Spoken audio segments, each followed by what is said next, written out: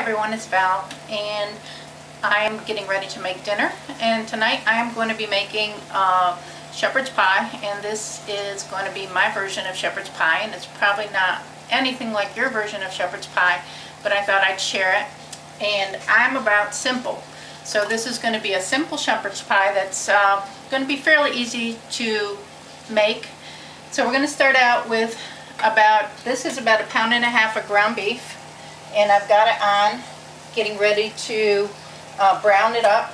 And I'm going to I use a steak burger seasoning, and this has in it sea salt, black pepper, dill seed, coriander, red pepper, and dehydrated garlic. So I'm just going to put some of that in my ground beef. I have my water on, getting ready to boil for my potatoes. So just a generous amount of that. I also like to put Worcestershire sauce in there for a little flavoring. So I'm just going to sprinkle a little of that. And if you know from my last video, I don't measure anything, because when I'm cooking, it's all about just having fun with it, and I just don't measure. So I know that a lot of you have to have exact measurements, but I don't do that. I have some onion powder here because I do want some onion flavoring in my ground beef, but I'm not going to dice onion. You can dice onion in there, but after work, time is limited. I try to get it done as quickly as I can, so I'm just going to put in some onion powder for flavoring, and we're going to mix this up and brown this up. Turn that up. I got my water on for my potatoes, and normally when I cook potatoes I like to use real potatoes, but for shepherd's pie the instant potatoes work just as fine for that. So I have, this is margarine, it's not real butter, but I'm just going to put a portion, a large scoop of butter into my boiling water so that it melts, and then I'm going to add some milk to that. So I'm going to come to my fridge and get my milk,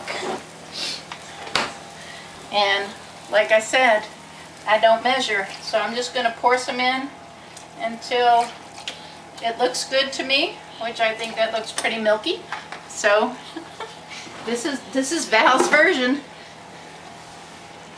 I know that's probably not how y'all cook, but this is how I cook. My ground beef is browning up pretty good in here. It looks a little watery, I'm not sure why. And then I have my instant potatoes. So I'm going to reduce my heat on this, turn my heat off, because I don't want the potatoes boiling. Grab me a spoon and pour my flakes in my pot. And I'm just going to put in enough flakes to get this a kind of loose consistency in here, because I have to be able to spread these potatoes. Now if I put in too many flakes and it seems a little thick in here, I can add more milk or more water. This is a little thick for me, so I'll probably go back, oops, and get some more milk out of my refrigerator here and just add a little more milk to it.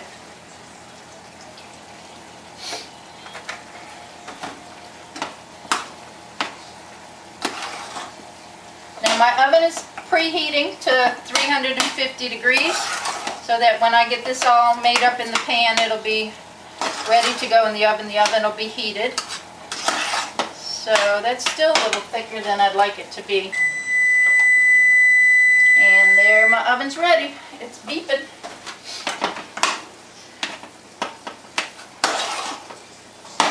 So I'm trying to get this off the heat because the stove's still warm.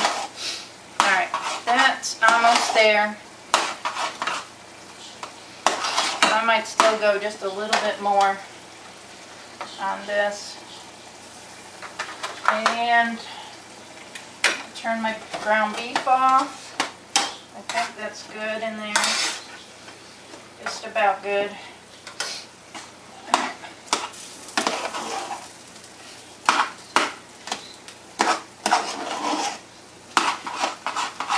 And that's pretty good for my potatoes.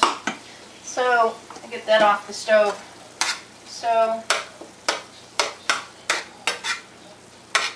I'll make sure all this is cooked down good. And I'm going to take my, sprayed this with cooking spray so that it's pre-greased here for easier cleanup. Oops. I'm going to drain the grease out of my hamburger and put it in my pan here.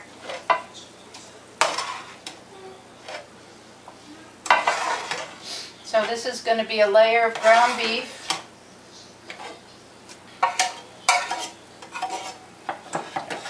I've got it all, and I'm going to make a nice flat layer of the beef there. Now, every year Steve and I in the summer get fresh corn on the cob, and we blanch it and cut it off the cob, and we freeze it so that we have corn through the winter. And it lasts us all year long. Each of these bags has 2 cups of corn in it, so this is 4 cups of corn that I'm going to do my second layer and just put the corn in. And I did thaw this out, so it's still cold, but it's thawed out. So we're going to put 2 bags of that in here. Open.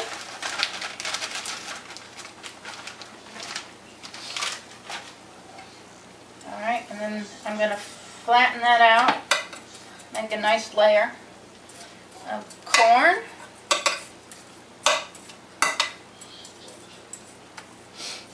And then on top of that, I'm going to put my layer of potatoes. Yeah, I think they're good. So I'm just going to dab on some potatoes on there. Now if you didn't make enough, sometimes I come out a little short. I just make another small batch of potatoes because the kids like potatoes, the grandkids. So I always make sure we have a good amount of potatoes on the top. I think we're almost good. Just kind of spread that out.